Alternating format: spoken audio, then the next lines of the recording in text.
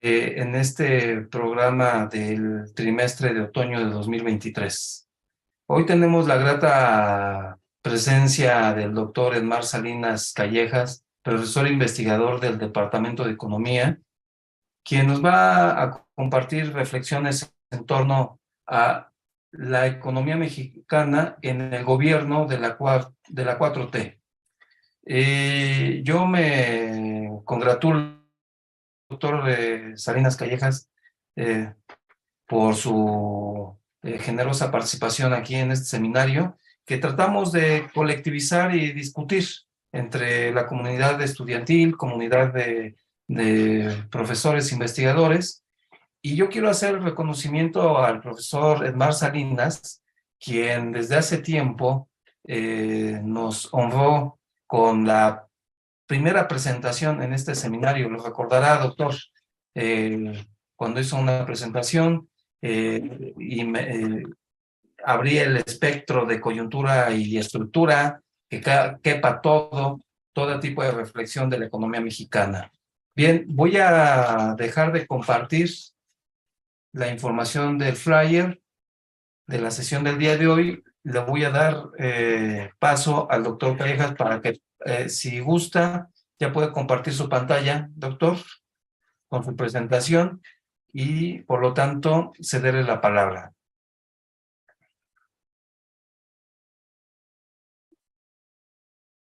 Bueno, muy Adelante, bien. adelante, doctor. Sí. Sí. Voy a hacer una presentación sobre el comportamiento de la economía mexicana en el actual gobierno y una reflexión en torno al propio comportamiento de la actividad económica del país y a lo que es el proyecto de la 4T de la actual administración, eh, y en una perspectiva de carácter histórico y de largo aliento. Entonces, se trata de hacer una reflexión crítica, ¿no? No se trata aquí de adjetivar los resultados de la administración, ni a favor ni en contra, sino tratar de hacer un análisis lo más objetivo posible en términos de cuáles han sido los resultados, los alcances y los límites al proyecto de la propia 4T. Bien, el cambio de gobierno en las elecciones de 2018 ha implicado un cambio en la orientación y rumbo de la economía mexicana con modificaciones en la estrategia de la política económica. Sin embargo, no representa un cambio del modelo económico porque no modifica cualitativamente la estrategia de crecimiento económico y tampoco abre la posibilidad de una estrategia de desarrollo económico integral. En la escena política aparece una polarización social, política e ideológica entre dos regímenes capitalistas. La pugna entre el régimen económico del malestar que ha impuesto el modelo neoliberal de libre mercado y el régimen económico del bienestar que se impulsó en la pasada posguerra y que cerró su primer ciclo en la década de los años 80 del siglo XX, que la 4T intenta recuperar por ser la mejor propuesta civilizatoria histórica del capitalismo. A partir de esta confrontación entre el crecimiento económico equitativo y el crecimiento económico inequitativo, entre el crecimiento económico inequitativo y el crecimiento económico equitativo, el país se ha polarizado. No se trata de modificar el sistema económico, sino el régimen de este sistema económico. Esta ponencia tiene el objetivo de evaluar el comportamiento económico de la economía mexicana en el actual gobierno y contribuir al análisis y al debate sobre el crecimiento y el desarrollo económico de México desde una perspectiva histórica de largo aliento.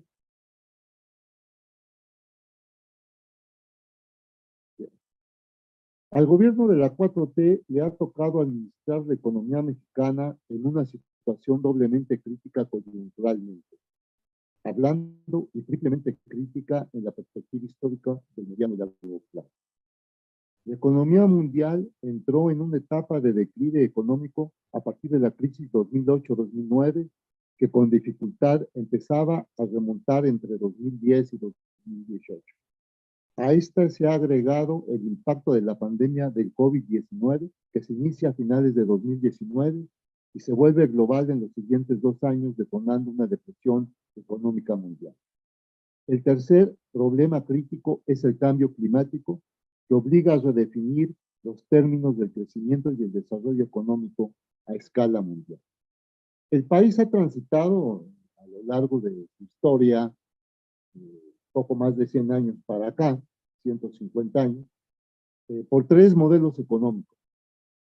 Por tres modelos económicos y tres estrategias de crecimiento perfectamente diferentes, ¿no? Y que marcan esos tres modelos, tres épocas históricas distintas.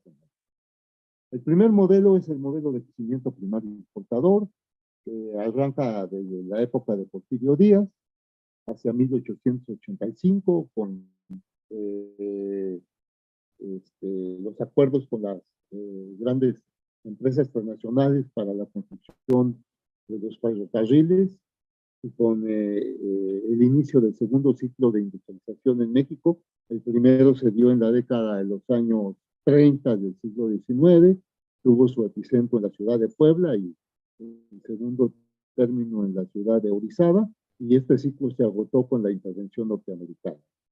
Este segundo ciclo de industrialización se inicia en el Porfiriato, a raíz de la construcción de los ferrocarriles en el país, y comienza también a reactivarse la industria, iniciándose pues el desarrollo de la industria manufacturera y también de la industria pesada en el país. Cuando se establecen las siderurgias y después las primeras instalaciones para generar electricidad en el país.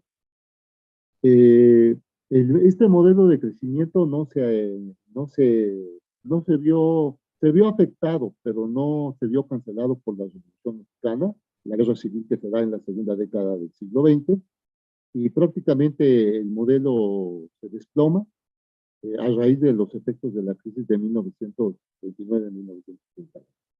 Y se abre, digamos, esta época convulsa de la década de los 30, en la que finalmente con el cardenismo se inicia la transición a una nueva alternativa de acumulación y crecimiento en el país, y que lo va a constituir el modelo de industrialización por sustitución de importaciones. El cardenismo es la transición a este modelo y es la preparación de las condiciones estructurales y sociopolíticas para que este modelo se asiente en la coyuntura de la Segunda Guerra Mundial. Este modelo pues dura aproximadamente hasta 1982, que termina con la crisis financiera de 1982. Si bien su parte ascendente va de 1940 a 1970, todavía podemos decir que este modelo perdura en el curso de los gobiernos de Luis Echeverría y de López Portillo, y finalmente pues no logra pasar a la siguiente etapa, que era la que se esperaba, que era la construcción de importaciones en su tercera fase, y que estaría orientada a la construcción de maquinaria, equipo en general, de bienes de capital. Esto no fue posible por una serie de circunstancias. Si hay tiempo, pues, podemos hacer algún comentario sobre eso. Y el tercer modelo es el modelo actual, el modelo vigente, el modelo de crecimiento de economía abierta o modelo neoliberal, que se inicia desde 1986 a raíz del fracaso del programa inmediato de reordenación económica y del programa de aliento al crecimiento, que fueron los dos primeros programas que se dieron en la época de Miguel de la Madrid, porque hubo una crisis muy severa en 1986, ya que volvieron a desplomarse los precios del petróleo y las tasas de interés se fueron al alza y el país tuvo problemas de solvencia financiera, ¿no? Entonces ahí es donde se inician la serie de recomendaciones que había instrumentado el Banco Mundial, el Fondo Monetario y la OCDE para los países en vías de desarrollo, con el objetivo de lograr resolver su crisis de endeudamiento aguda que se tenían en ese momento, ¿no? Y se inician precisamente con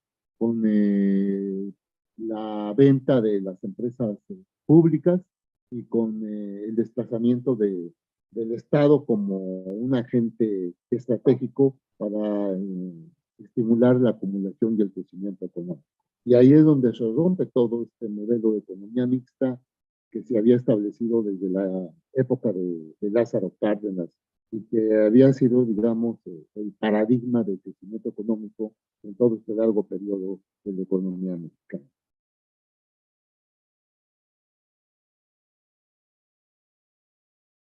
Bien, hay que considerar también como antecedente histórico importante que la guerra civil denominada Revolución Mexicana 1910-1920 implicó dos revoluciones simultáneas, la revolución política de Madero, Carranza y Obregón y la revolución social de Flores Magón, Zapata y Villa, cuyo resultado histórico se resolvió en el cardenismo entre 1934 y 1940 y condujo después a que la revolución política dominara la revolución social para impulsar la transformación económica y social de México en el siglo XX. La 4T se inscribe en esta ruta histórica en un intento de reivindicar la revolución social, el cardenismo y la economía del bienestar para compensar la profunda desigualdad e injusticia que padece la mayoría de la población de México todavía. Y en esta propuesta que hace la Cuarta Transformación, se presentan tres reformas, ¿no? Una reforma de orden político, una reforma de orden social y una reforma de orden económico. Estas reformas tienen una serie de ejes y los voy a enunciar en los términos que están planteados en el Plan Nacional de Desarrollo. Aquí, bueno, mi observación crítica es que están en cierto riguroso desorden, ¿no? Hay orden en la presentación de las reformas, de los capítulos de las reformas, pero hay cierto desorden en la presentación de los ejes. Cuando me centre en la reforma económica, lo voy a exponer. Erradicar la corrupción y reactivar la procuración de justicia. Es el primer aspecto de la reforma política. Recuperar el Estado de Derecho, separar el poder político del poder económico y un cambio en el paradigma de seguridad. Este gobierno ha insistido en que uno de los aspectos centrales es el tema del problema de la corrupción, ¿no? Y en este gobierno se ha demostrado que la corrupción pues había prácticamente infestado toda la administración pública y había una serie de formas en cómo esta corrupción estaba operando, donde el embudo iba para arriba y no para abajo, y una parte importante de los recursos públicos pues, pasaban a manos de bolsillos privados. Esa es la principal piedra de escándalo de la crítica que se le podría hacer al modelo neoliberal, ¿no? Y que este gobierno tomó la decisión de enfrentar esta situación con todos los problemas que se han desatado a partir de ahí, ¿no? Y aquí, bueno, la única observación crítica es que pues me parece que el planteamiento de la lucha contra la corrupción tiene un problema. La corrupción en México, antes de ser un problema moral y ético, es un instrumento de poder.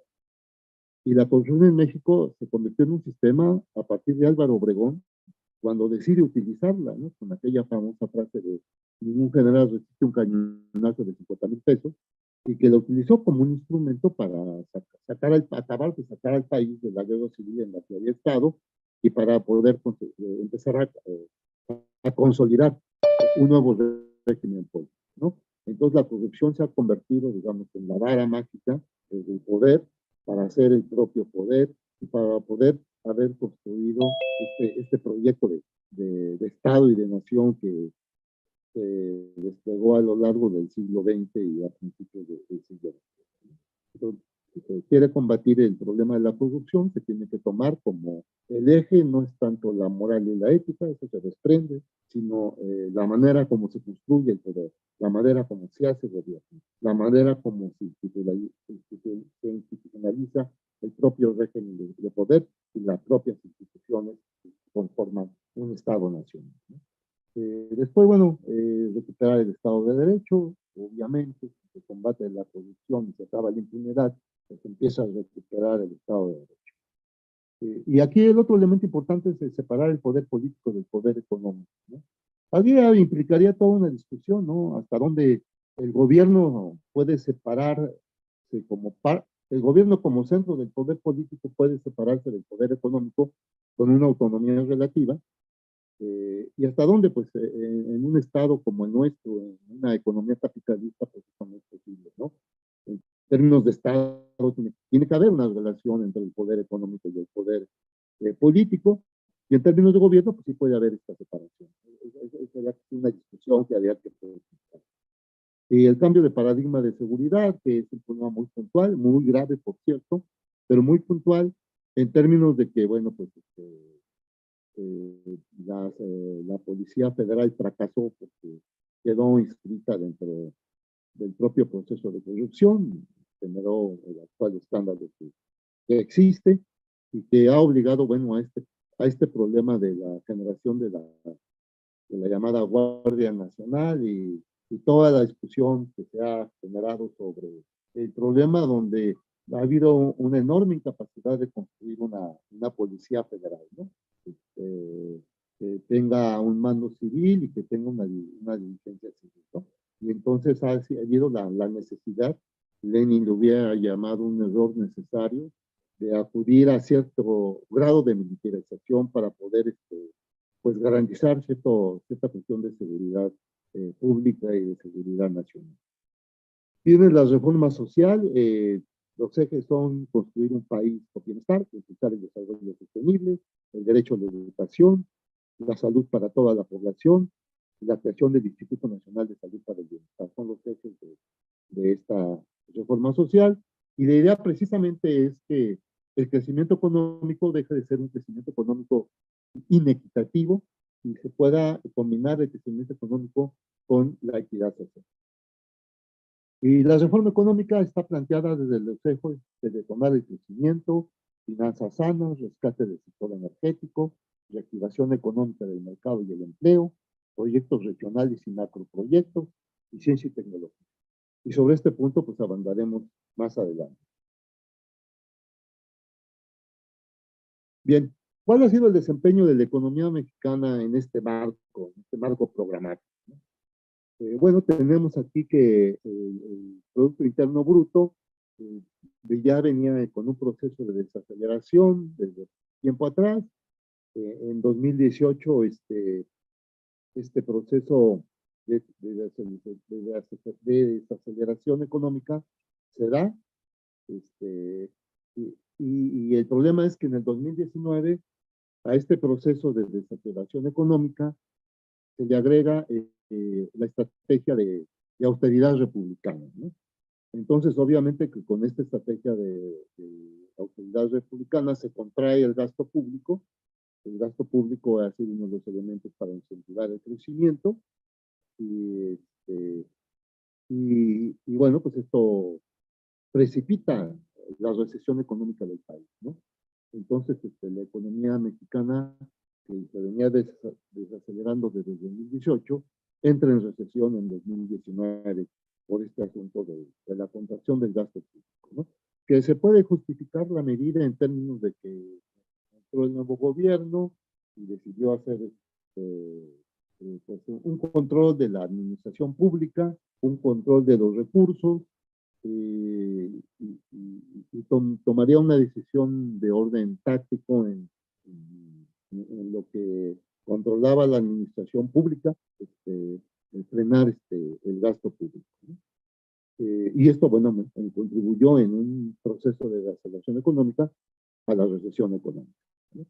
Y esta recesión se profundizó en el primer trimestre de 2020 y se convirtió ya no en una recesión, sino en una depresión porque el crecimiento en el primer trimestre de 2020 ya fue menor a 2%, ¿no? Cuando el crecimiento es menor a 2%, se inicia una etapa de depresión.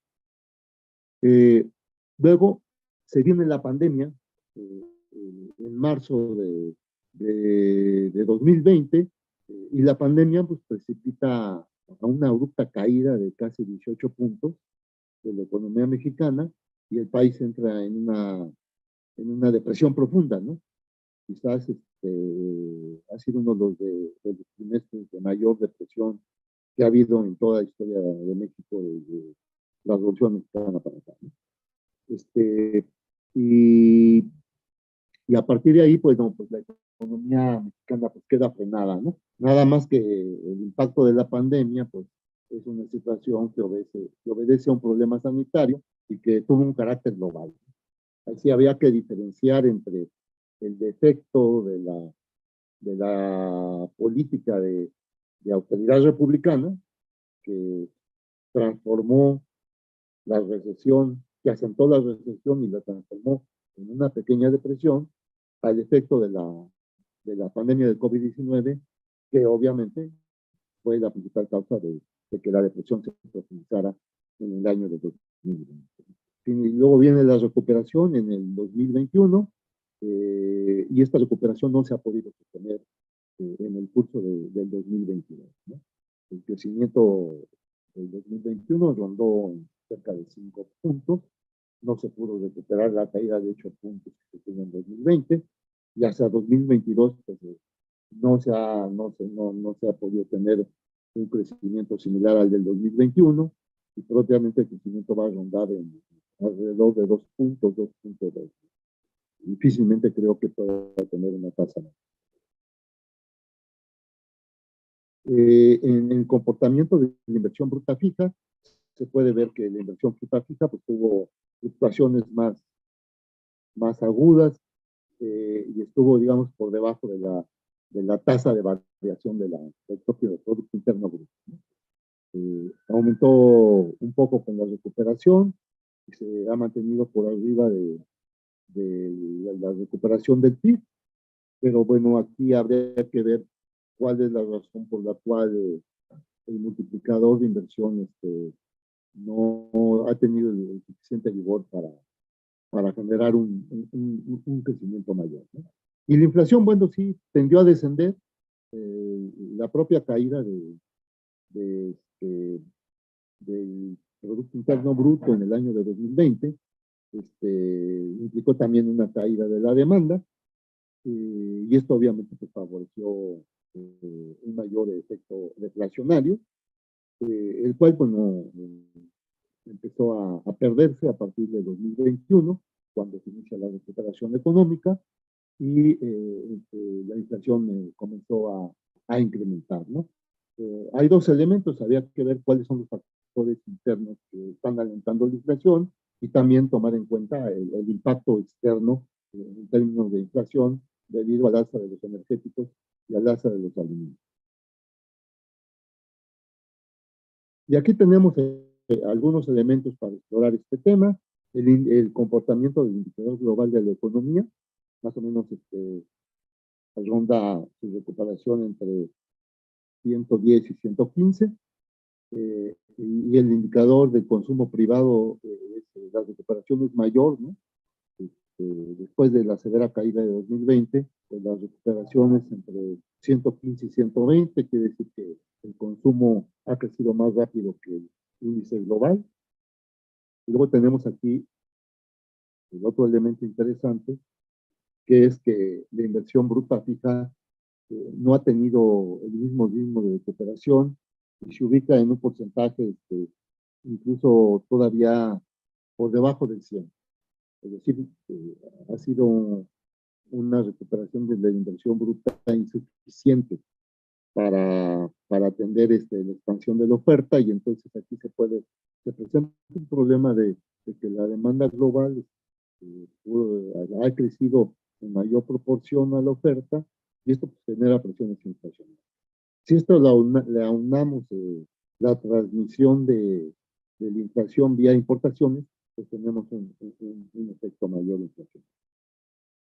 Aquí tenemos en esta gráfica cómo se ha comportado la recuperación económica del país, y si nos comparamos con los países que forman parte del CELTAN y con Europa, con el mundo desarrollado, pues tenemos una recuperación baja, ¿no? Está en la línea verde, y en relación a los demás países, pues tenemos una recuperación prácticamente por debajo de la recuperación de los otros países, ¿no?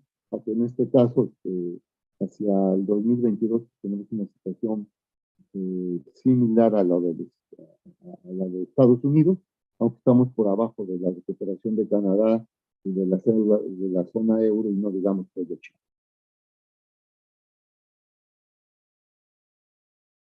En cuanto a la inflación anual, pues aquí lo que podemos encontrar, si nos comparamos con los países desarrollados, pues tenemos pues una inflación que ha estado por arriba del mundo desarrollado, y a pesar que ya ha repuntado la inflación en México, ahora está por abajo de los Estados Unidos y de Europa, y únicamente aquí podemos encontrar que la inflación de México es mayor que la de Canadá, pero no así que la de Estados Unidos y la de Europa, ¿no? Entonces, ha sido posible mantener la inflación en un dígito, lo cual pues, es un acierto del actual gobierno. Aunque esta inflación haya repuntado por factores internos de un crecimiento mayor de la demanda que de la oferta, y por factores externos vía incremento de los bienes importados. El otro elemento es la balanza comercial. Hasta el 2021 la balanza comercial, el superávit acumulado en la balanza comercial era mayor que el déficit acumulado en la balanza comercial. Hubo una recuperación del superávit de la balanza comercial en 2020 importante, y esto es lo que ha compensado el pequeño superávit de 2019 frente a un déficit mayor de 2018 y un mayor déficit en 2021. Habría que esperar los resultados de este año.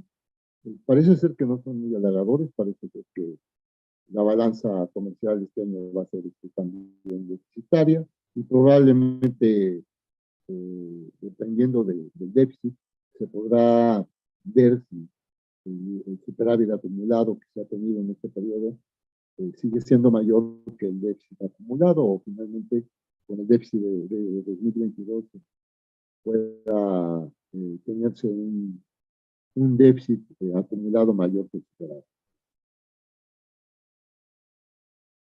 Bien, la desaceleración de la economía mundial a partir de 2012, después de una breve recuperación de 2010 y 2011, ha sido el marco contextual del cambio de gobierno en México, a la cual se añadió la política de austeridad republicana y la polarización con una fracción del empresariado que inhibió el crecimiento económico en 2019, sucediéndole el impacto de la pandemia del COVID-19 en 2020-21 y generando la depresión de 2020 y una recuperación insuficiente en 2021 y 2022.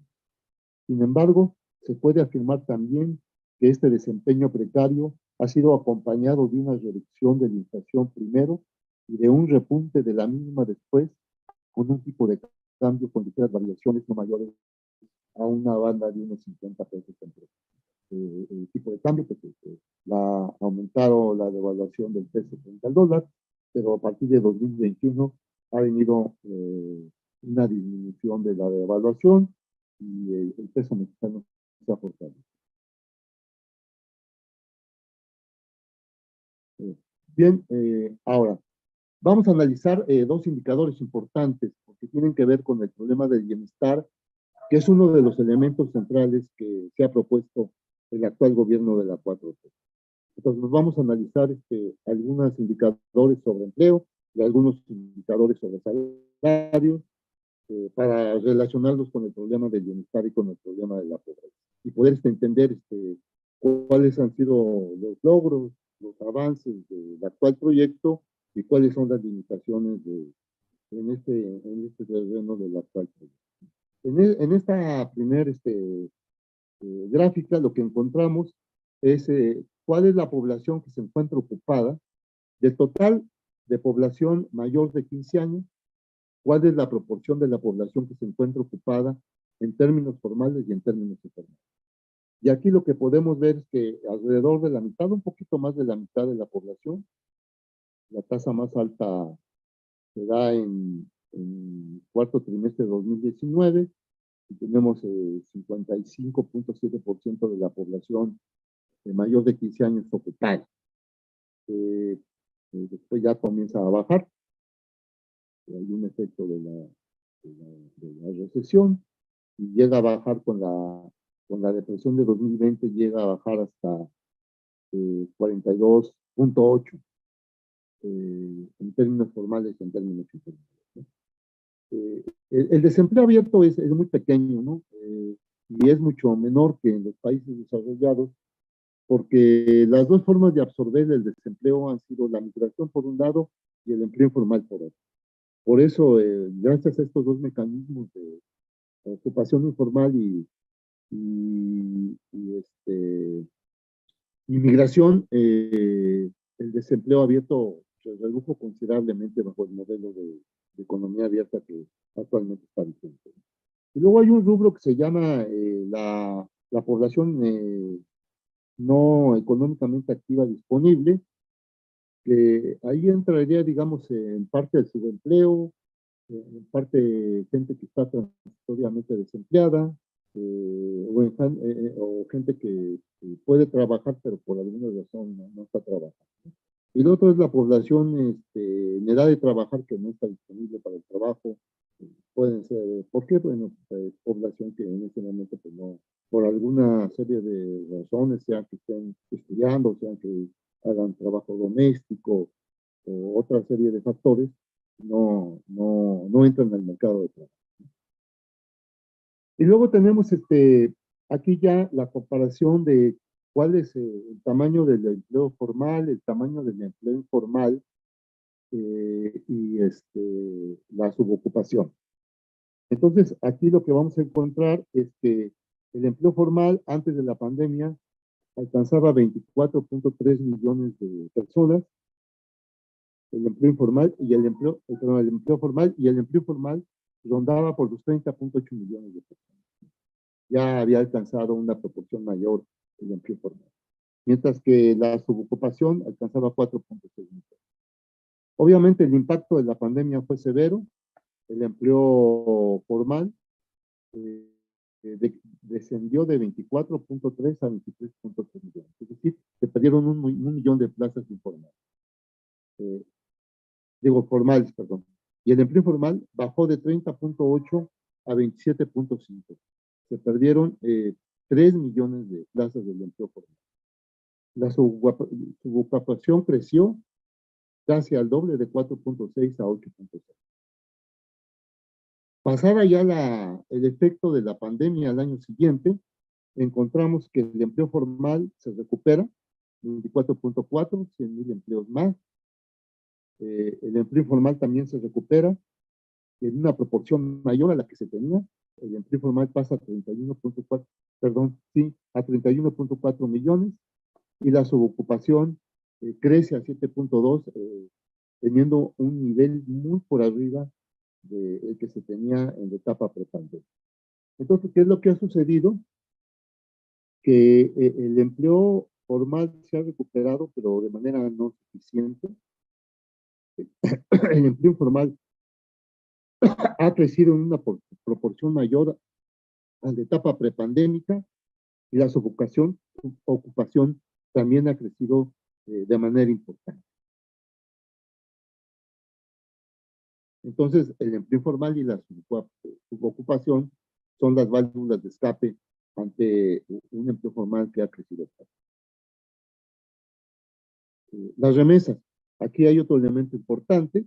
Tenemos cuál ha sido el comportamiento de las remesas, es decir, lo que han estado enviando los migrantes, y podemos encontrar que tienen una tendencia creciente con algunas caídas.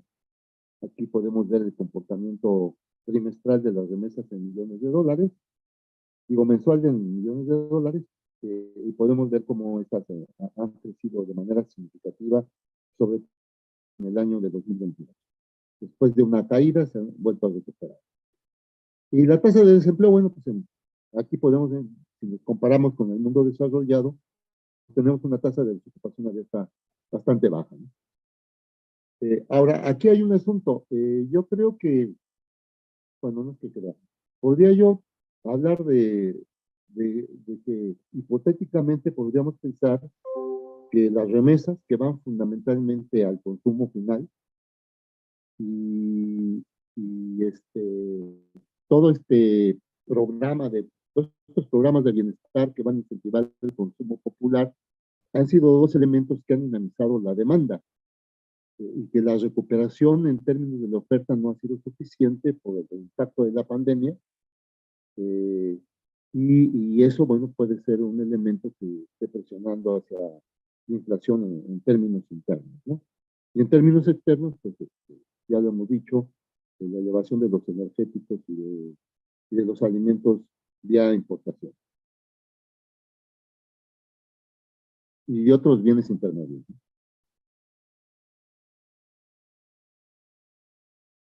Bien. La tasa de crecimiento del PIB ha sido precaria en el actual gobierno y esto ha impactado adversamente el crecimiento del empleo formal. La válvula de escape ha sido el empleo formal, que, que es ya superior proporcionalmente al empleo formal, y que incluso ha compensado los efectos de la desaceleración de la economía mexicana en 2019 y de la depresión en 2020. El otro elemento es el salario. El salario medio y mínimo en promedio tienen un comportamiento distinto. El salario medio diario promedio ha tenido un comportamiento variable de alzas y bajas y este ha impactado y ha sido impactado por los diferenciales de productividad de los sectores y las ramas de la actividad económica de México.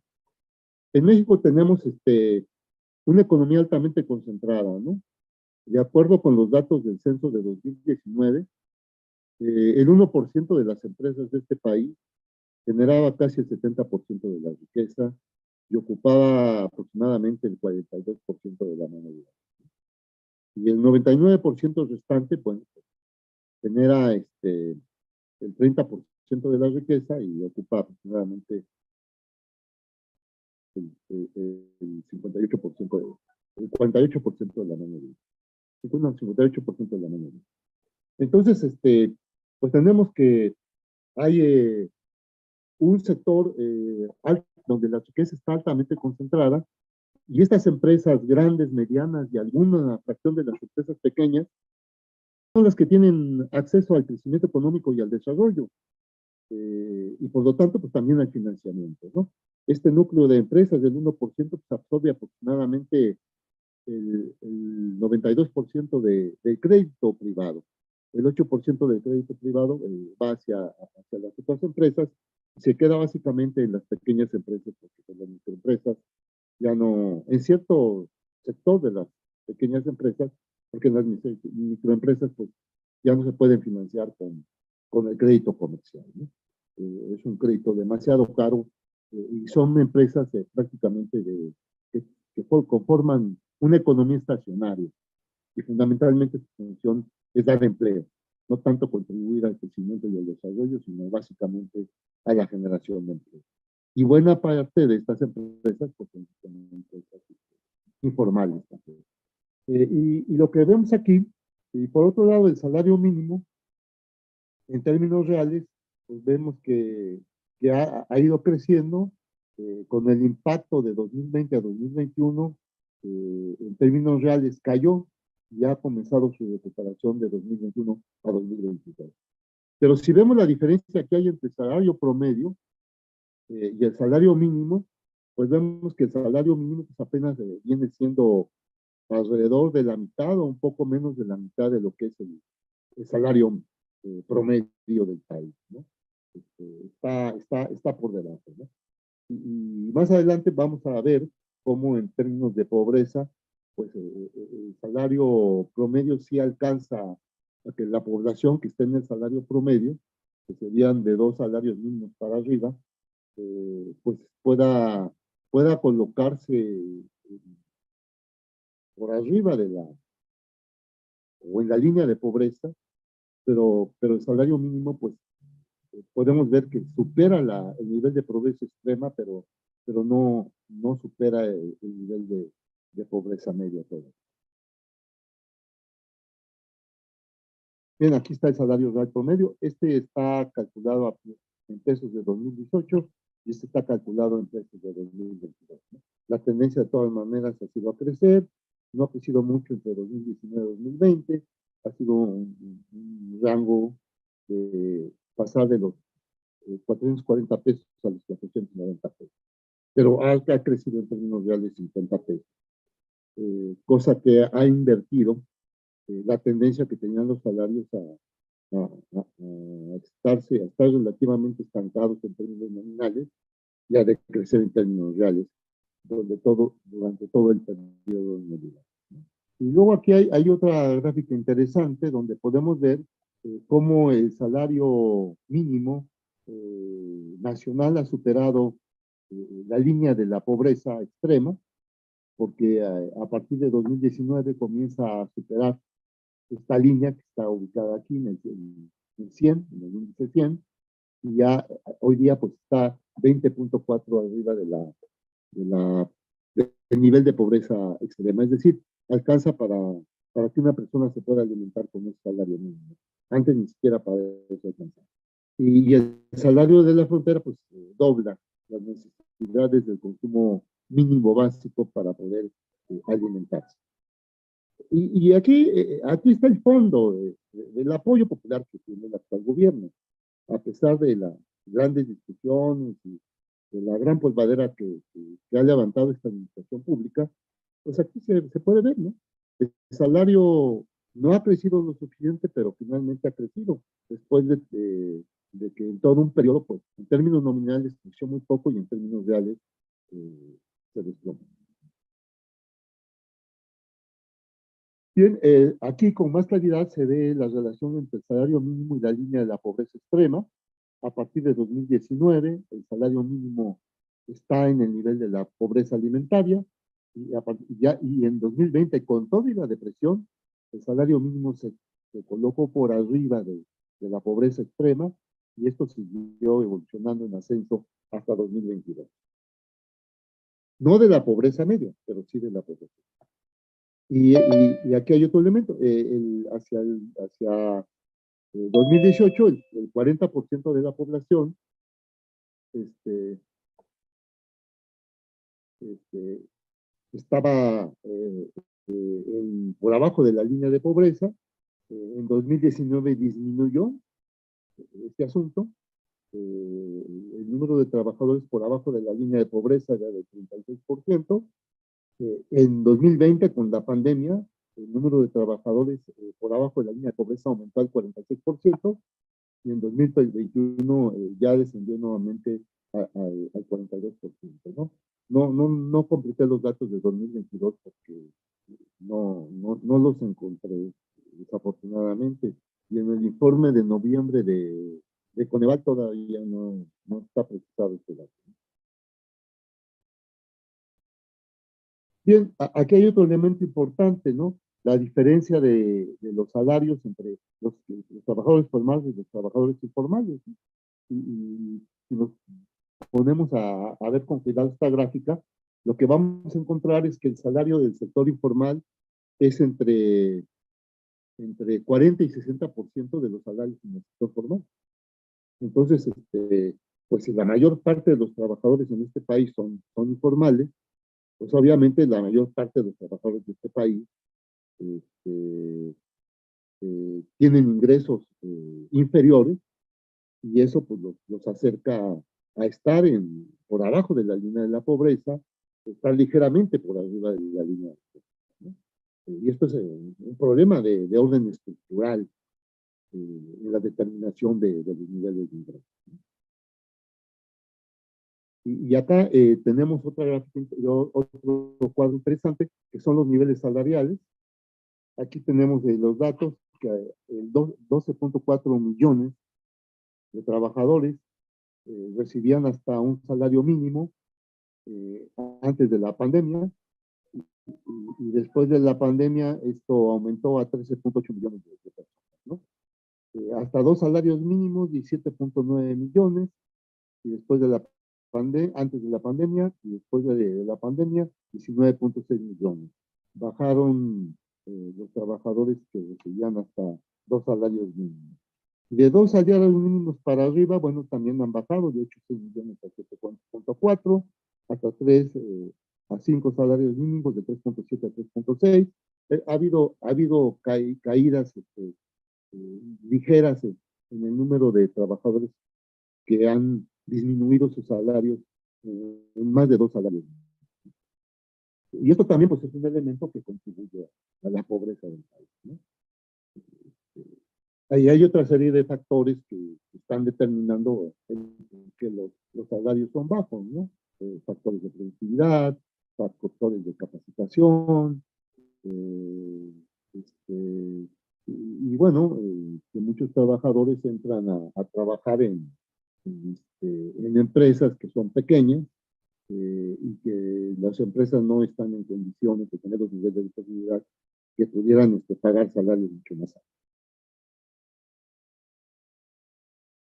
Bien, aquí tenemos la línea de la pobreza rural y urbana, está en pesos corrientes, aquí se ha incrementado el número de ingreso mínimo que se necesita para estar por arriba de la línea de la pobreza, ¿no?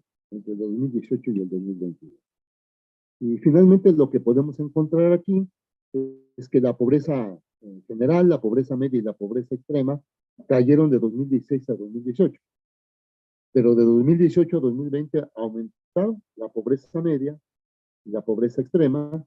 Precisamente uno de los factores fue precisamente la depresión de 2020 por el impacto de la pandemia.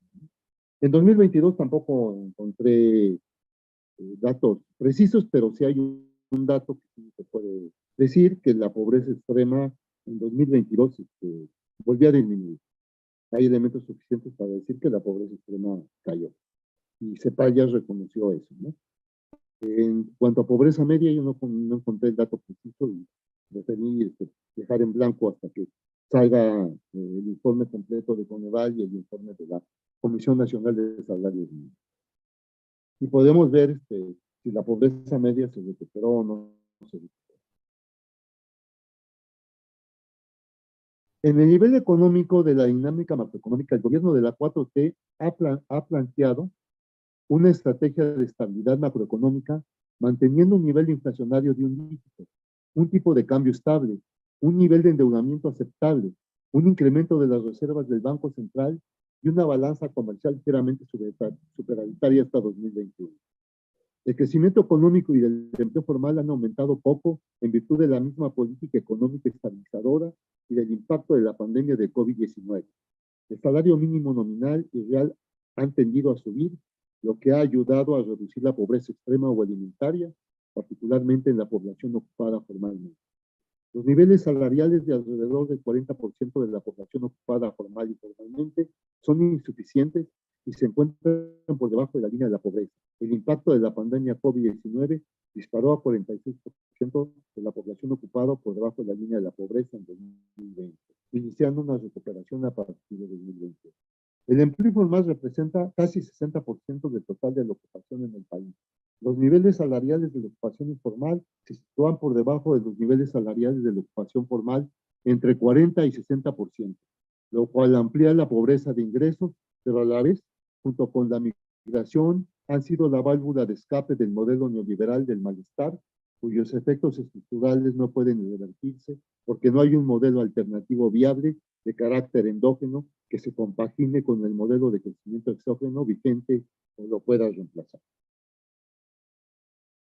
La propuesta de la 4T para rescatar el régimen del estado de bienestar es insuficiente para poder modificar la economía mexicana estructuralmente y hacer una transformación orientada a reducir la desigualdad social y la eliminación de la pobreza.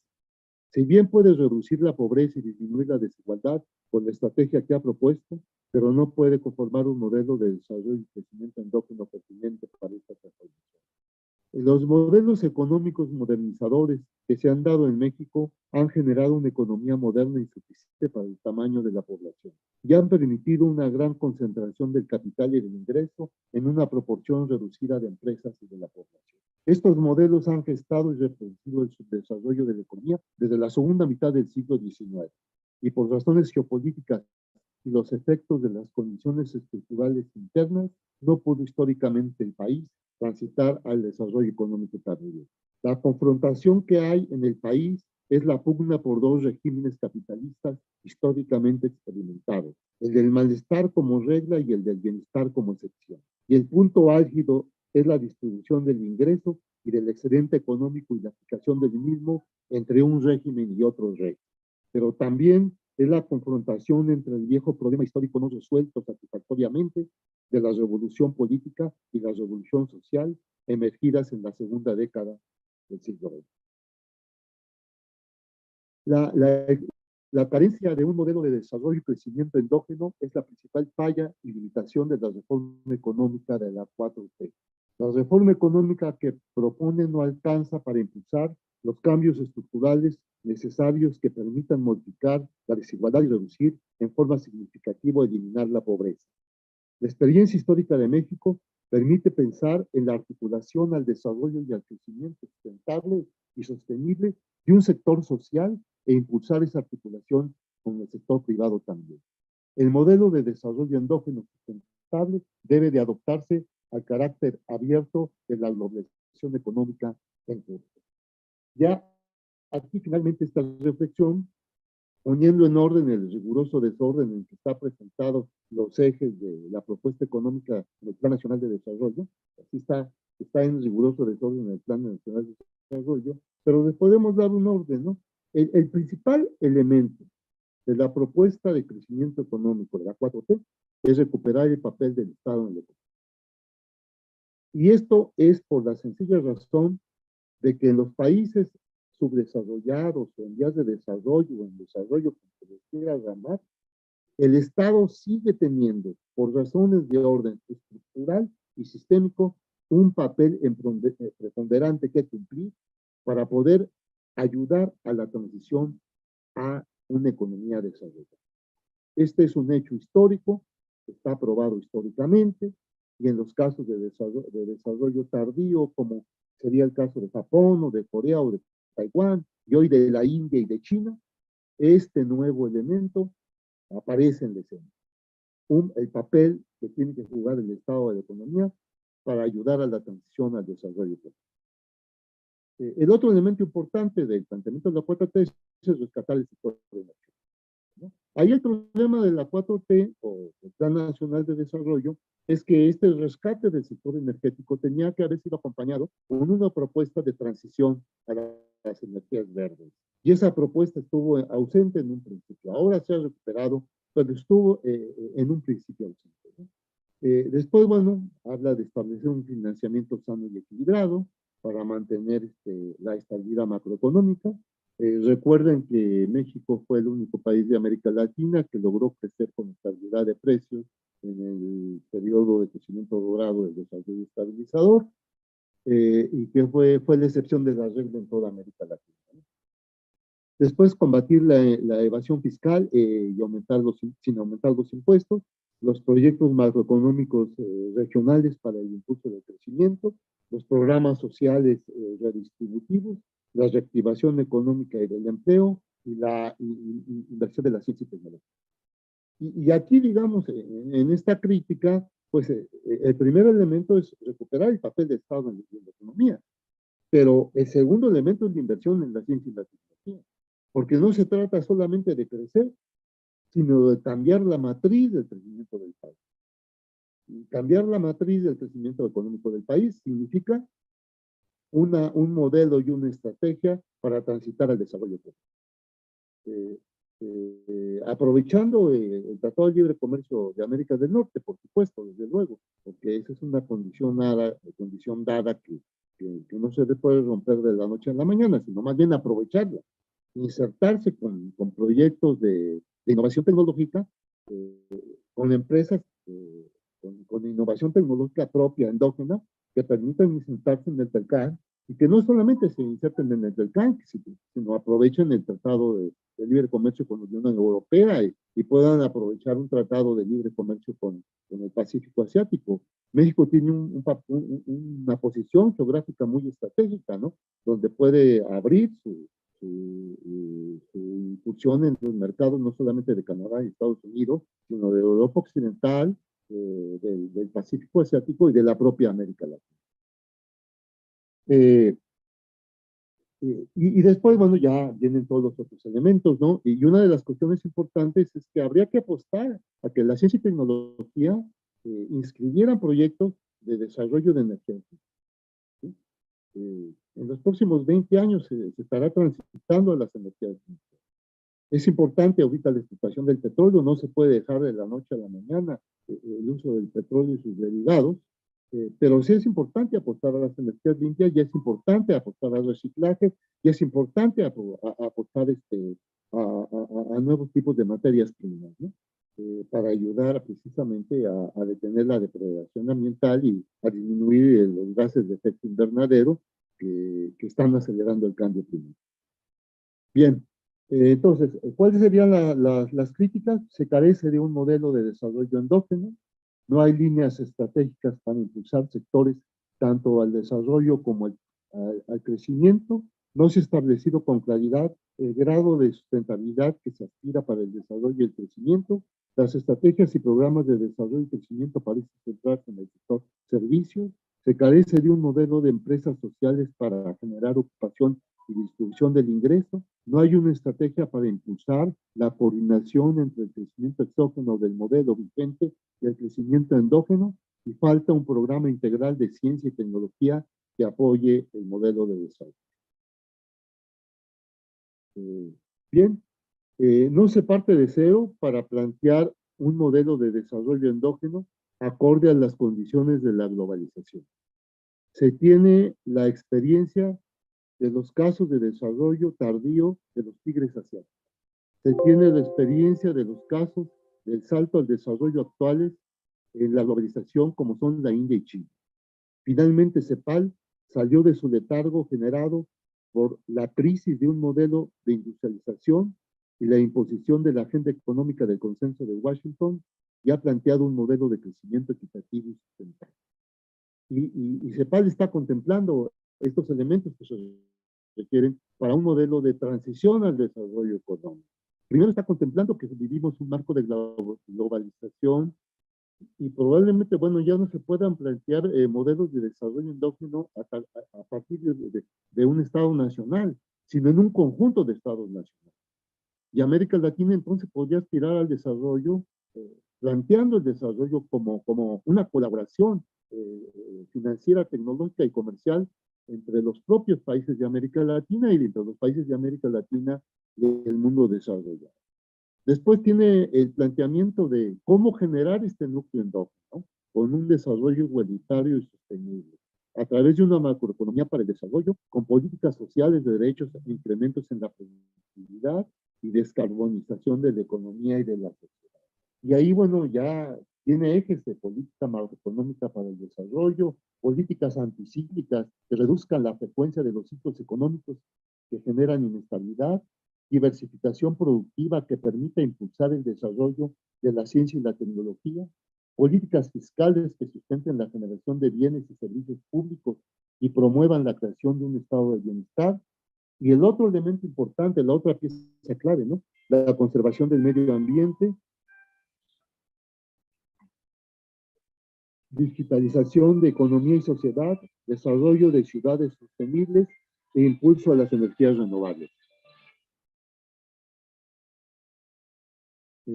Esa sería, digamos, la necesidad de reflexionar sobre esta propuesta que está haciendo CEPAL, porque pues nos ayudaría a una conversación mucho más amplia de cómo repensar el proyecto de desarrollo de México y cómo, digamos, en todo caso, reinscribirnos como con un proyecto de desarrollo en la integración económica con Estados Unidos y Canadá, ¿no? No inscribirnos con un proyecto de crecimiento en la que no resolvamos el problema de la transición al desarrollo.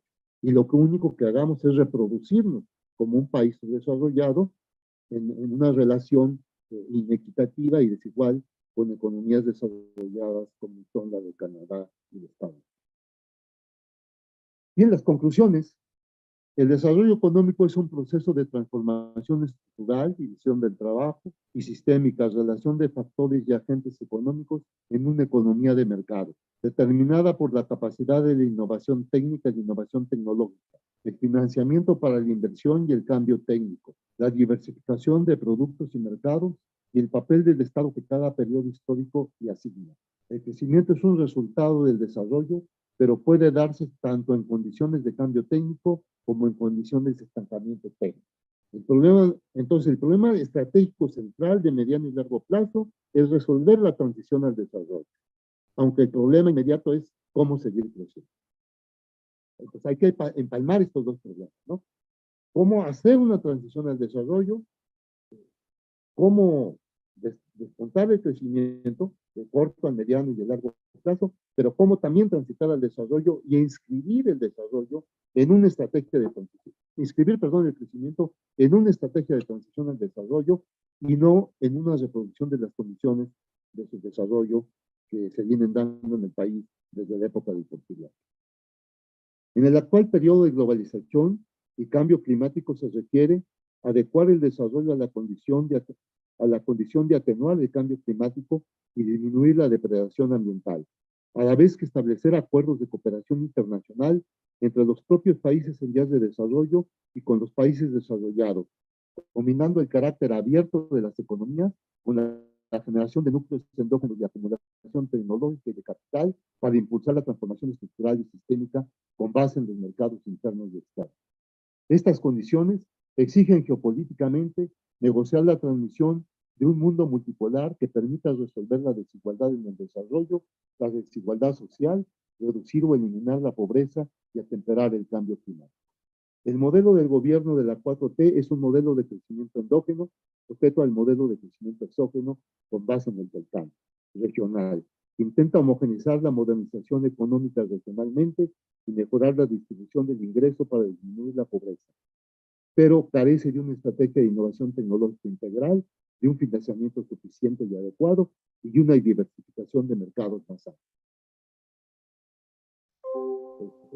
Esto sería todo, estas serían las fuentes de consulta.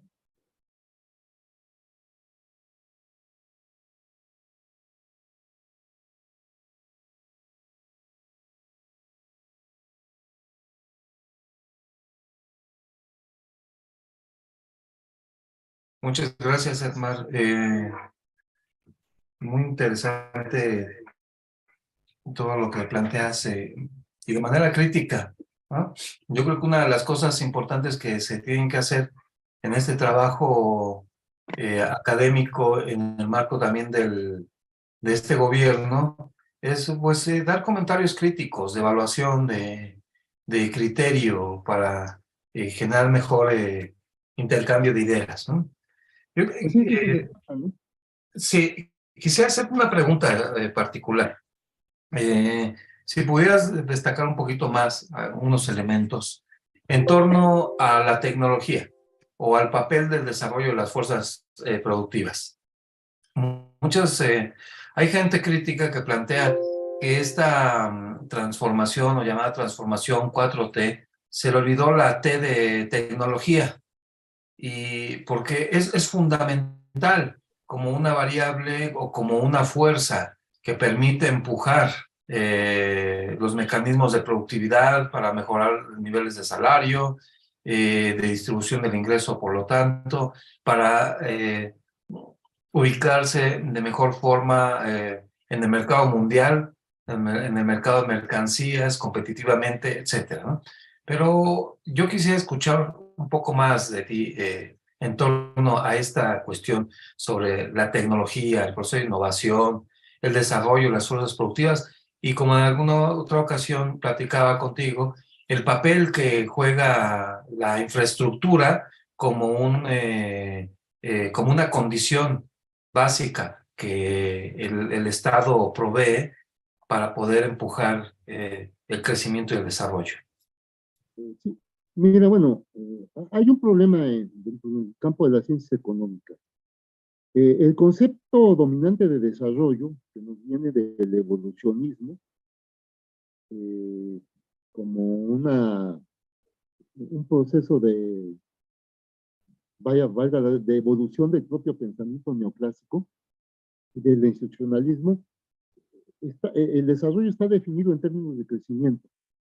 Es decir, lo que se aprende en términos de estos enfoques evolucionistas e institucionalistas, neoevolucionistas y institucionalistas, es que el desarrollo es el crecimiento sostenido del Producto Per Cápita en el largo plazo.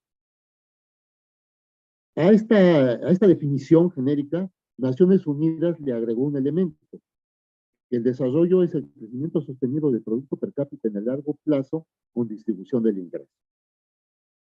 Y entonces Naciones Unidas hizo la clasificación de desarrollo económico, progreso económico, crecimiento económico, que fue una una clasificación que se usó mucho en la década de los 70.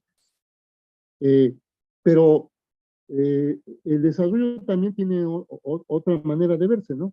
Y de hecho, Schumpeter, que fue el que fundó la teoría del desarrollo económico, que después le incorpora Paul Baran al pensamiento neomarxista, pues define el desarrollo como un fenómeno cualitativo, o un fenómeno de transformación de la base técnico-económica de la sociedad. ¿Sí? Entonces, el desarrollo es un fenómeno que surge con la revolución industrial en el siglo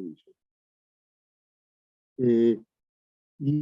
Y a partir de la revolución industrial en el siglo XVIII, el desarrollo se convierte en un fenómeno sistémico, porque bajo el capitalismo, la innovación tecnológica se convierte en un problema sistémico. Cuestión que no existía antes, ¿no? Los cambios técnicos se dan muy dilatados en el tiempo, ¿no? Entre el descubrimiento revolucionario de la coa asada y el arado, pasaron 4.000 años. Entre el descubrimiento del arado, vino un proceso de evolución del arado que duró hasta la Edad Media y se llevó otros 3.000 años. Y entre el arado de la Edad Media y el primer tractor pasaron 500 años, 600. ¿Sí? Entonces, y a partir de la aparición del tractor, las revoluciones tecnológicas se han estado sucediendo.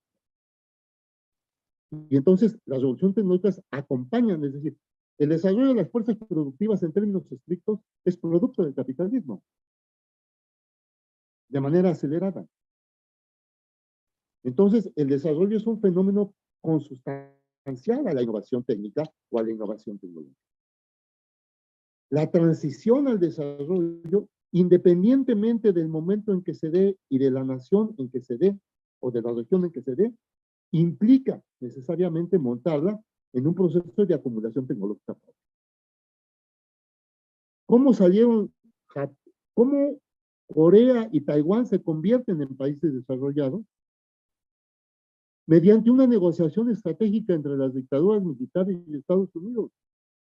El proyecto de Estados Unidos para Corea y Taiwán era convertirlos en proveedores de materias primas de Japón y convertirse, digamos, generar cierto desarrollo en esos países como proveedores de materias primas de Japón. Y las dictaduras militares de Taiwán y de Corea del Sur negociaron con Estados Unidos que les permitiera, que les ayudara a financiar para el desarrollo, porque la mejor manera de detener el avance del socialismo en esos países era detonando el desarrollo económico para tener los niveles de prosperidad que permitiera que la población tuviera un nivel de vida. Y entonces, ¿qué implicó el desarrollo de Corea del Sur y de Taiwán? Conseguir el financiamiento para arrancar un proceso de transición al desarrollo a través de procesos de innovación tecnológica. ¿Y cuál fue la particularidad de Corea y de Taiwán? Que la innovación tecnológica se aplicó tanto al mercado interno como al mercado exterior, porque requerían también de las divisas exteriores para financiar su crecimiento. Entonces, a diferencia del desarrollo clásico, que primero apuntalan su mercado interno, primero se protegen para lograr un nivel de innovación y de prosperidad suficiente que les permita ser competitivos en todos los mercados, y después viene el libre cambio y se abren al libre cambio, ¿no?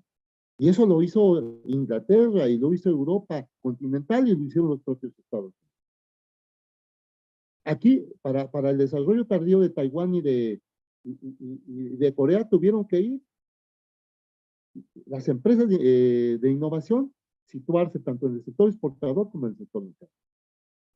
Porque las condiciones históricas eran otras y requerían también de las divisas para poder importar una serie de materias primas, incluso de bienes de capital que requerían para el impulso de su desarrollo y de su crecimiento. Y un poco lo que está proponiendo CEPAL, bueno, es que llegamos tan tarde al desarrollo que lo más probable es que en América Latina, si nos queremos realmente plantear en serio transitar al desarrollo, porque dicen que los tratados de Bucareli no existieron, entonces no hay ningún impedimento geopolítico para que nos desarrollemos, ¿no? Y en ese sentido, bueno, podríamos pensar como con CEPAL, cómo organizar la transición al desarrollo en un conjunto de países de América Latina, ya que sería muy difícil un desarrollo endógeno en términos de Estado-Nación. Ese sería un primer elemento.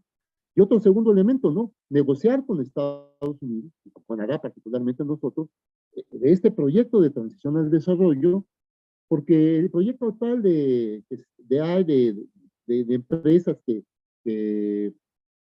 se encadenen a las cadenas, que se relacionen con las cadenas productivas del TELCAN, es un proyecto para el crecimiento económico, no es un proyecto para el desarrollo. Necesitamos generar nuestras propias empresas a partir de la propia tecnología que podamos generar nosotros o en conjunto con los países de América Latina, o si efectivamente hay difusión tecnológica de parte de las empresas canadienses y norteamericanas con ellas mismas, para generar ese núcleo endógeno que permita pues, precisamente irnos sobre bienes y servicios de nuevo tipo. ¿Cuáles serían los nichos de oportunidad? Pues está la transición a las energías limpias, está la transición a la tecnología para el reciclaje, está la transición a una industria alimentaria importante, ¿no? De paso, pues resolvemos el problema de la industria alimentaria que produce productos chatarra, que nos han convertido en un país este, de obesidad y, este, y de diabetes tipo 2, ¿no? Ese sería otro nicho de oportunidad. Podríamos tener una industria forestal magnífica y hemos talado la mitad de los bosques de este país en los últimos 100 años y seguimos talando lo que falta de bosques, ¿no? Podemos tener nichos de oportunidad en la industria pesquera, podemos tener nichos de oportunidad también en algunas líneas de manufactura, en la propia biotecnología. Entonces, hay diversos nichos de oportunidad.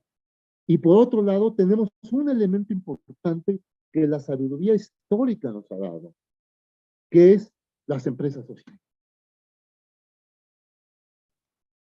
Europa occidental se levanta de la Segunda Guerra Mundial con una red de cooperativas para reorganizar su mercado interno. Aquí es importante recuperar el elemento de las empresas sociales, pero no solamente para producir artesanías, este tipo de cosas, que está bien que se produzcan, sino que las empresas sociales se puedan situar, se puedan ubicar en nichos de oportunidad, que tengan acceso a la innovación tecnológica, a la diversificación y al acceso a la creación de nuevos mercados. Y aquí hay una cuestión importante. El crecimiento económico lo que hace es ampliar los mercados. El desarrollo económico lo que hace es crear nuevos mercados. Por eso el desarrollo económico, pues obviamente genera niveles de crecimiento más amplios, porque amplía, genera nuevos bienes, nuevos servicios y nuevos mercados. Ahora, ¿hay que modificar el paradigma del desarrollo? Sí, porque no podemos pensar en un crecimiento infinito en un planeta con limitaciones para crecer. No podemos pensar en un desarrollo de las fuerzas productivas con una orientación destructiva para la naturaleza. Se tiene que modificar el paradigma de la conducta económica también, para generar tecnología diseñada de acuerdo con un nuevo paradigma de conducta económica, y no con el paradigma actual que hace generar este tipo de tecnologías que están destruyendo la naturaleza. Y que ya tenemos los problemas del cambio climático. Entonces, aquí hay todos estos elementos, ¿no? La transición al desarrollo requiere tomar en cuenta este marco de globalización. La transición al desarrollo tiene que tomar en cuenta el problema del cambio climático. Y esto implica un nuevo diseño de tecnología, un nuevo paradigma tecnológico. Y también la necesidad de transformar el propio concepto de desarrollo y su relación con el crecimiento tecnológico.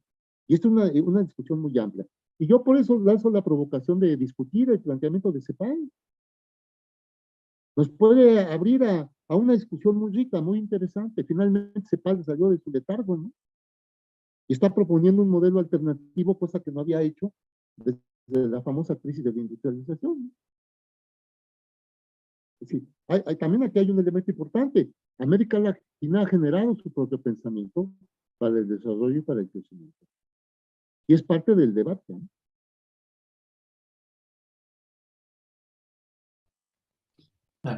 Gracias, Edmar. Tengo dos personas que están preguntando Sí, em, a través de las redes. Una ya lo has respondido, que tiene que ver con, dice una persona que el problema actual es el desarrollo tecnológico y de innovación, lo cual ya has ahorita mencionado. O un problema actual podría ser de las patentes, ¿no? Para poder transitar al desarrollo. O sea, le llama la atención el papel que juegan las patentes en el desarrollo de nuestro país, por ejemplo. Y la otra persona pregunta, eh, ¿qué tanto afectó la pandemia a este gobierno? Y si no hubiera habido pandemia, ¿sería distinta la economía de México, por ejemplo? Es decir, ya has mostrado también mucha información estadística de los efectos directamente en 2020, pero la pregunta concreta de esta persona dice que si no hubiera habido pandemia, ¿hubiera sido diferente? Estabas haciendo un acercamiento también, ¿no? ¿Cómo la ves? Sí. bueno, en relación a las patentes, bueno, sí hay un problema, ¿no? En México sí ha habido muchos problemas en relación a las patentes. Tengo entendido que esto se ha flexibilizado un poco, pero sí hay muchas restricciones para la cuestión de patentes, ¿no? Habría que, en todo caso, estudiar con la profundidad el problema de la legislación de patentes y ver la necesidad probablemente de flexibilizar esto. También hay un asunto de que muchas veces se presenta una patente en relación a algún producto. La mayor parte de las patentes no son patentes, son patentes de innovación, de modernización. Es perfeccionar algo que ya existe. Y luego, bueno, los perfeccionamientos de algo que ya existe, pues son muy diversos. Entonces ahí hay mucha exigencia para demostrar que eso que se está modernizando efectivamente es un producto mejorado, no sigue siendo un producto como lo que ya existe, ¿no? Pero hay también, ¿no?, el problema de las patentes de innovación, o sea, de nuevos productos. Ahí, bueno, pues no hay mucho, eh, es poco lo que se produce de innovación tecnológica en el país. No, ahorita no tengo las estadísticas. Yo ese problema lo vi hace como 10 años, entonces ahorita no tengo información fresca, ¿no? Eh, pero bueno, sí, sería uno de los elementos para promover y estimular la innovación técnica y la innovación tecnológica.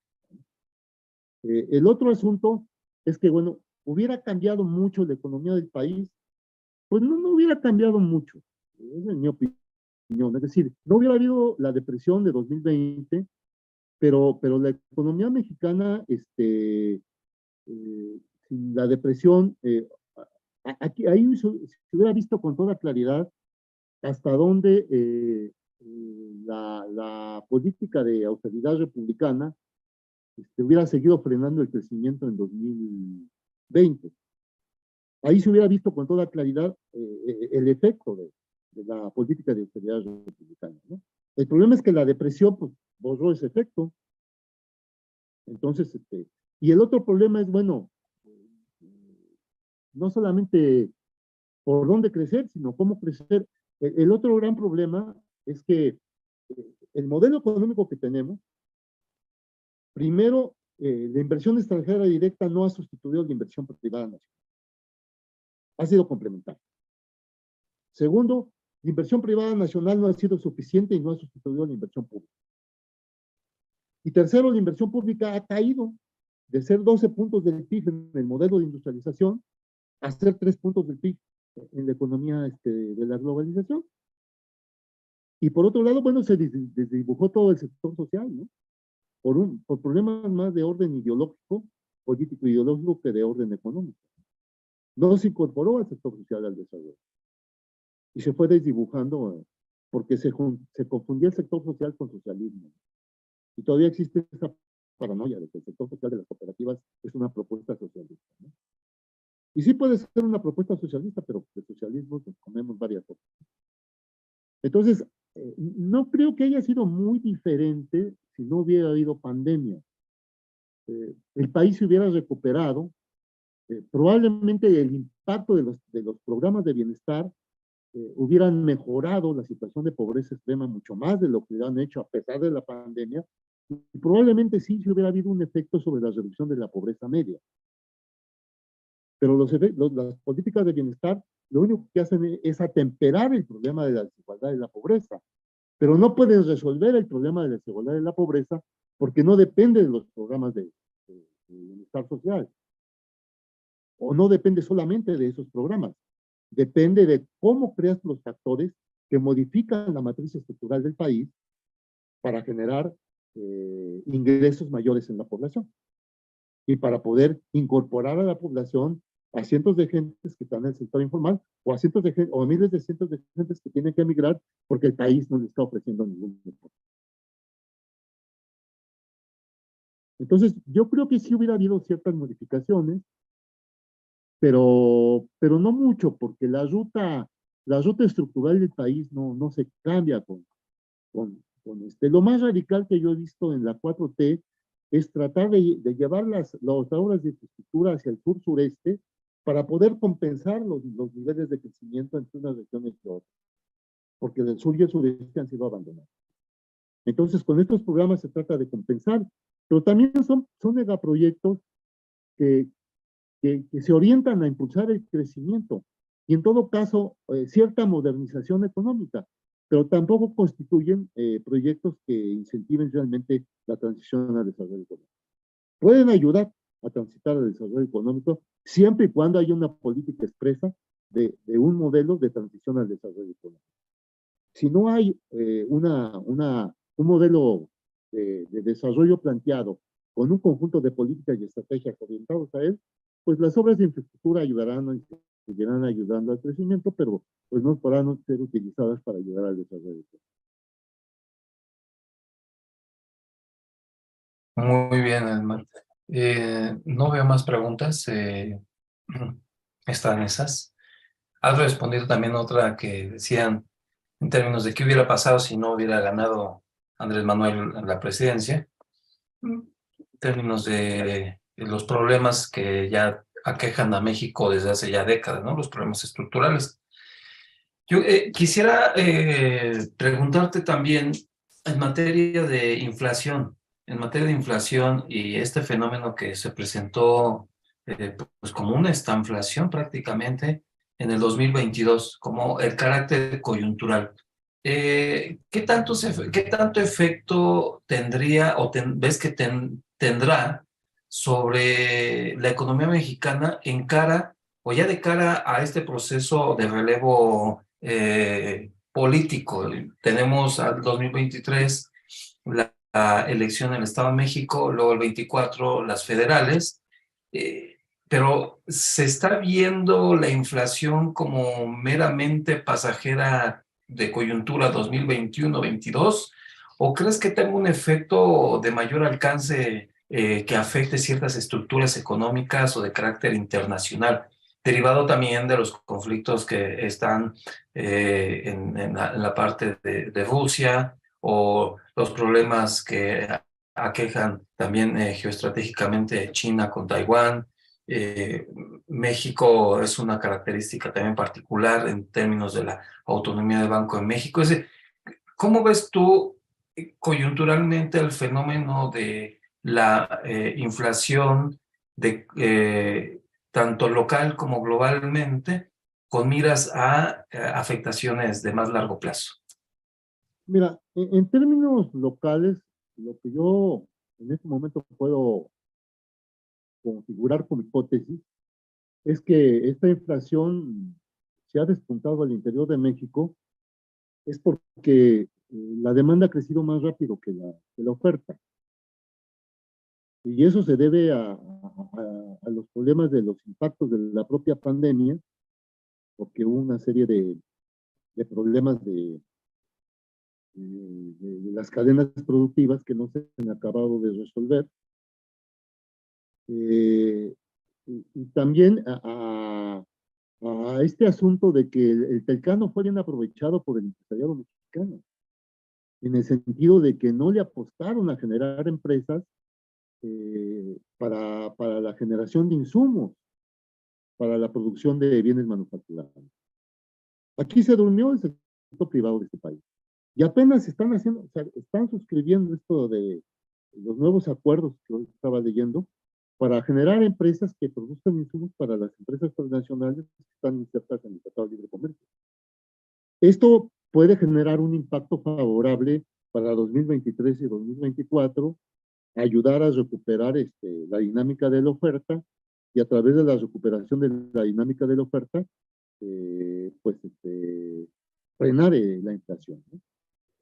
El problema es que, digamos, las remesas, por un lado, y los programas de bienestar, pues son una rama importante para incrementar la demanda final. Y si la dinámica de la oferta no tiene el mismo nivel de expansión todavía por el impacto de la pandemia, pues obviamente pues, las presiones inflacionarias internas seguirán, debido a que la demanda eh, tiene una expansión más acelerada que la oferta. Entonces aquí para poder corregir el asunto de las tendencias inflacionarias internas, tenemos un problema de reactivar la oferta, ¿no? ¿Cómo reactivarla? Bueno, pues se requiere la inversión privada. El problema es que hay una polarización con una fracción del sector empresarial. Y entonces, pues esto frena las inversiones del sector empresarial, porque pues no están de acuerdo con la propuesta de la 4T, ¿no?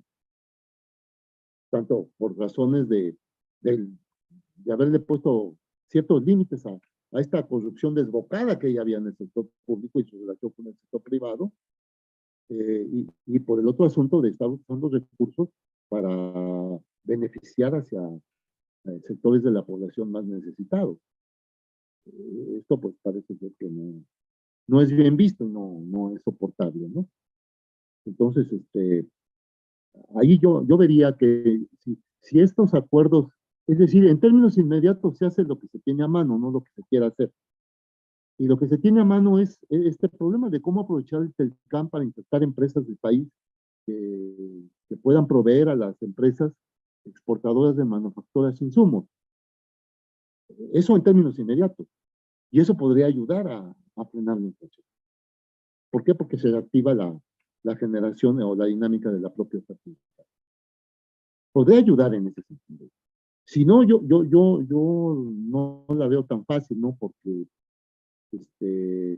pues, el problema es que se genere, que se incremente la inversión para poder reactivar el crecimiento económico, ¿no? Y el nivel de inversión alcanzado durante la etapa esta del modelo global de economía de libre mercado ha sido insuficiente, ¿no? Tenemos niveles de inversión que están entre el 20 y 24% del PIB. ¿Sí? Nada más que ahora los niveles de inversión tienen un efecto multiplicador menor que los que tenían en la etapa de la industrialización, donde con niveles de inversión entre 20 y 25 puntos del PIB generábamos 5 puntos de crecimiento. Y ahora con esos niveles de inversión generamos, si bien nos va, 3 puntos de crecimiento. Habría que preguntarse por qué.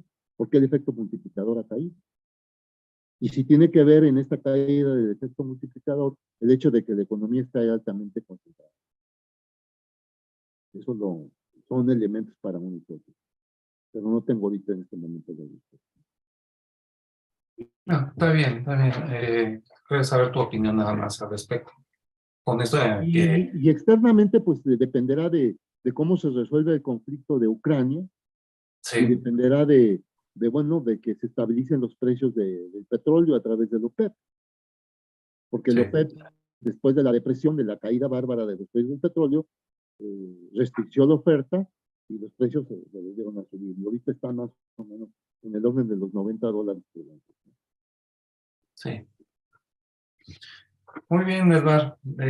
No sé si tengas algo que se te haya quedado pendiente, que quieras complementar, ya nada más para cerrar. Sí, solamente si hubiera algunas preguntas, si tuviera elementos, sea de tesis o de hipótesis, se los podría yo contestar, ¿no?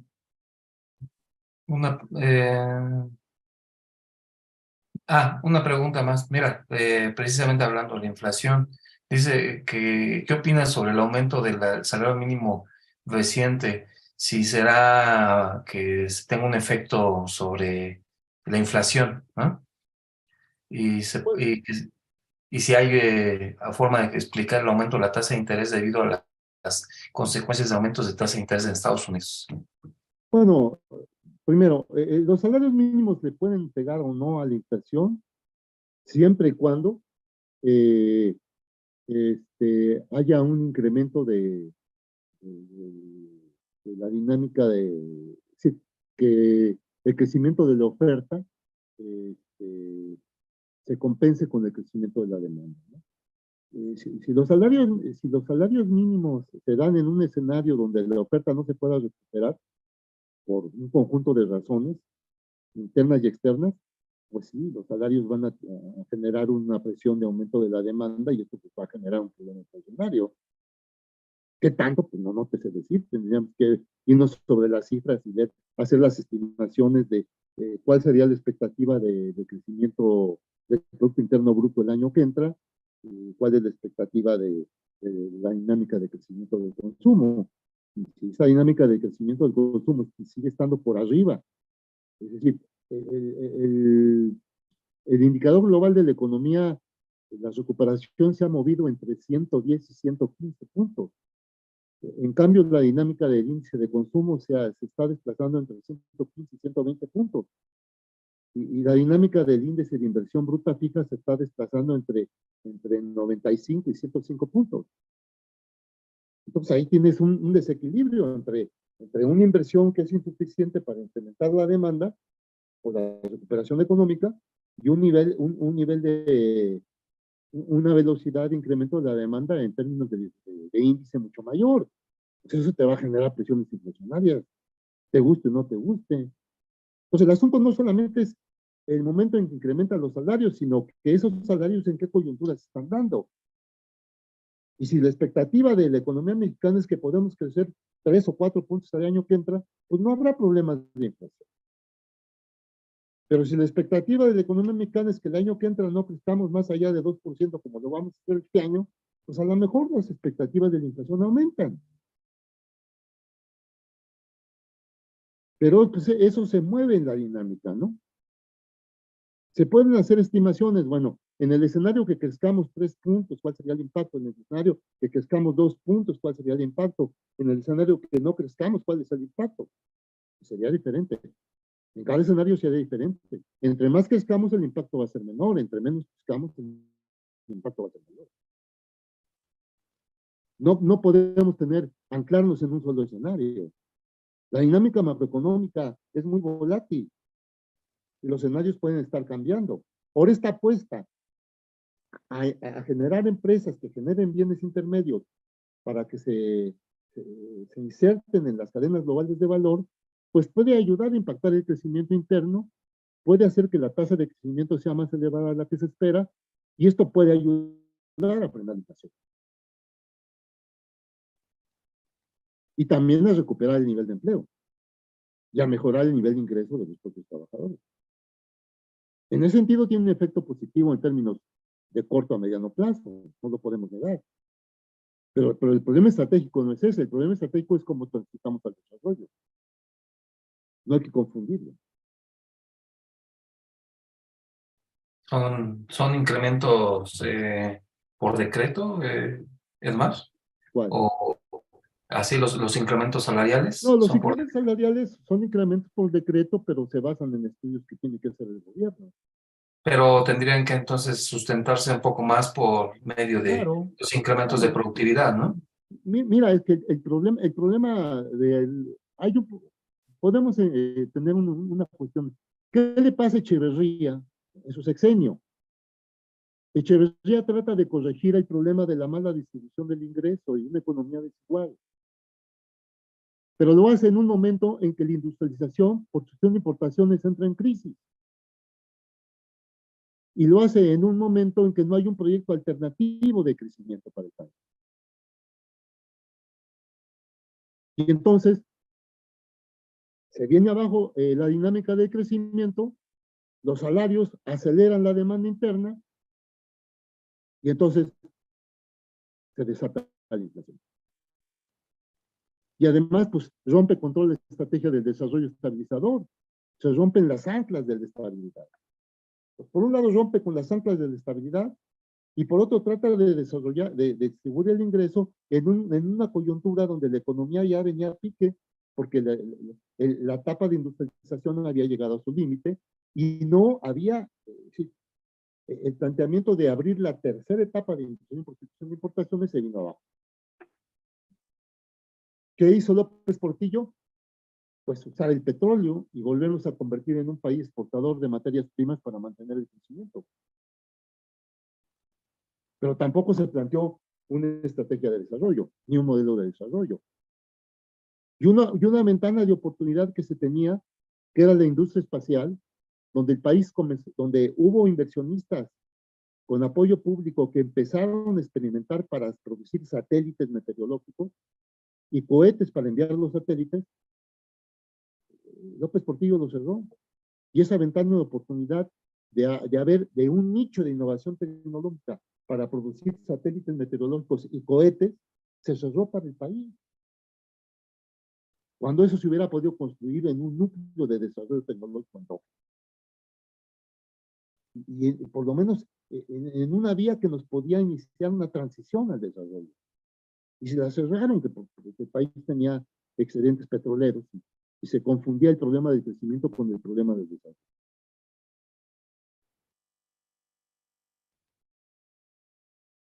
Sí. Y que es un problema, ¿no? Como tenemos definido el desarrollo en términos de crecimiento, hay una enorme confusión. Creer que el crecimiento implica desarrollo. No. El desarrollo sí implica crecimiento, pero el crecimiento no necesariamente. Así, sí. Bueno, Esmar, muchas gracias por tu colaboración. La gente luego va a estar revisando. Espero que haya preguntas y te las haríamos llegar, ¿no? También. Muy bien, muchas gracias. Para entrar Gracias en intercambio. ustedes. Sí, estamos al tanto. Pues yo le agradezco mucho al doctor Esmar Salinas Callejas por su presentación, La economía mexicana en el gobierno de la 4T. Pues vamos a ir concluyendo esto y les agradezco. Nos vemos